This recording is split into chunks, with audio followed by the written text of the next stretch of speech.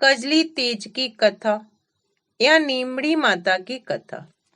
किसी नगर में एक सेठ सेठानी रहते थे। उनके पास धन तो खूब था, लेकिन पुत्र नहीं था। तो सेठानी ने भादुड़ी तीज का व्रत करके तीज माता से कहा, हे नीमड़ी माता, मेरा बेटा हो जाएगा तो मैं तेरे 1.25 मन का सातू चढ़ाऊंगी। तीज माता की कृपा से 9वें महीने ही सेठानी के लड़का हो गया। लेकिन सेठानी नीमड़ी माता के सातू चढ़ाना भूल गई। सेठानी के सातों बेटे बड़े हो गए, लेकिन सेठानी ने सातू नहीं चढ़ाया।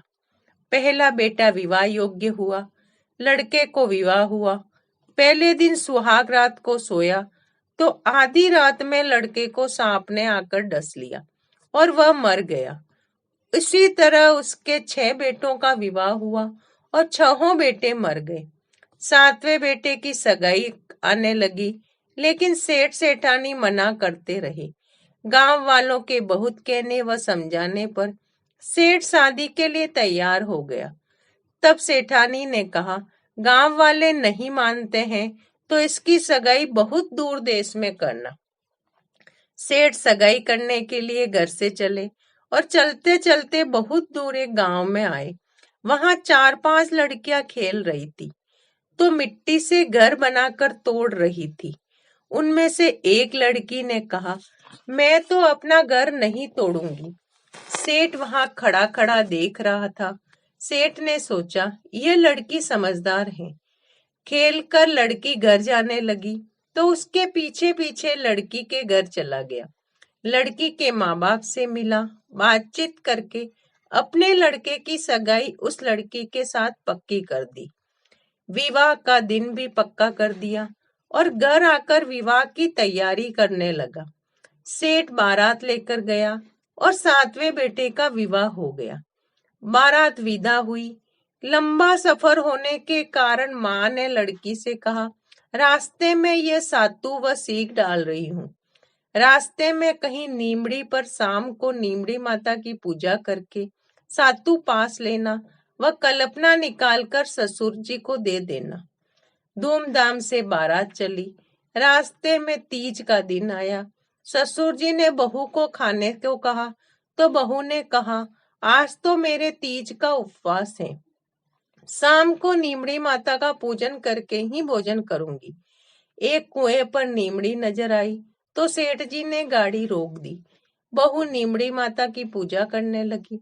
नीमड़ी माता पीछे हट गई तो बहू ने कहा, हे माता, मुझसे पीछे क्यों हट रही हो?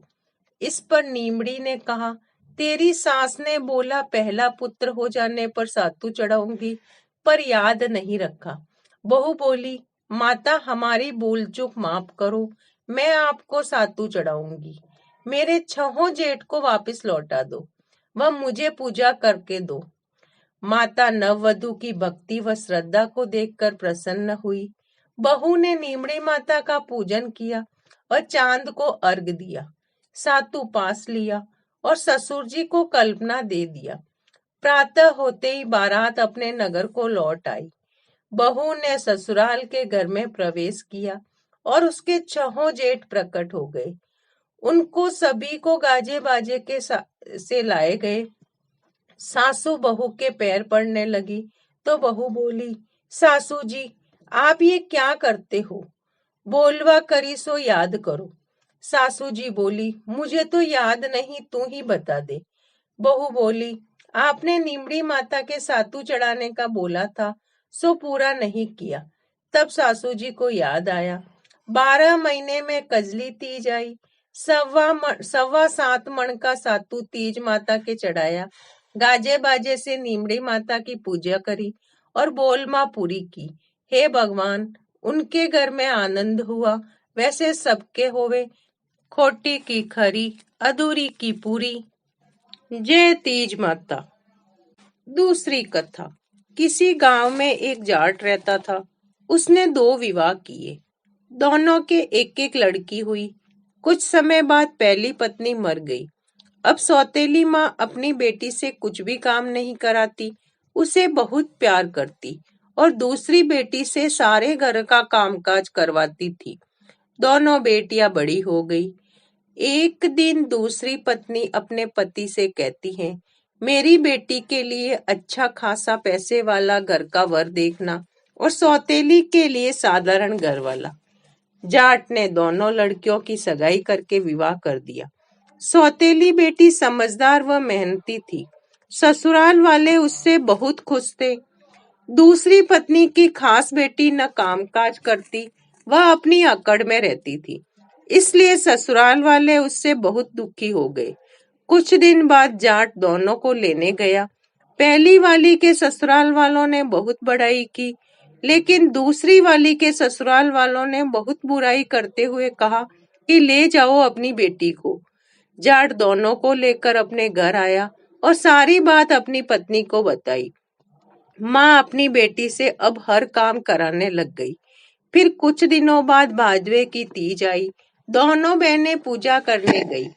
पहली बेटी ने कहा, हे नीमड़ी माता, तू मीठी है, जैसी मुझे भी मीठी रखना। और दूसरी ने कहा, तू तो कड़वी है। माँ ने सुना तो उसकी माँ के सारी बात समझ में आ गई और तुरंत अपनी बेटी से कहा, वापस जाकर नीमड़ी माता की पूजा करो और कहो कि हे माता, मुझे मीठी रखना। तो लड़की ने फिर से नीमड़ी माता का पूजन करके कहा, मुझे भी तेरे जैसी मीठी रखना। इससे नीमड़ी माता खुश हुई। जब वह ससुराल गई तो ससुराल वाले भी उससे खुश रहने लगी। हे नीमड़ी माता, जैसे उस बेटी पर खुश हुई, वैसे सभी बेटियों पर खुश रहना। जय तीज माता।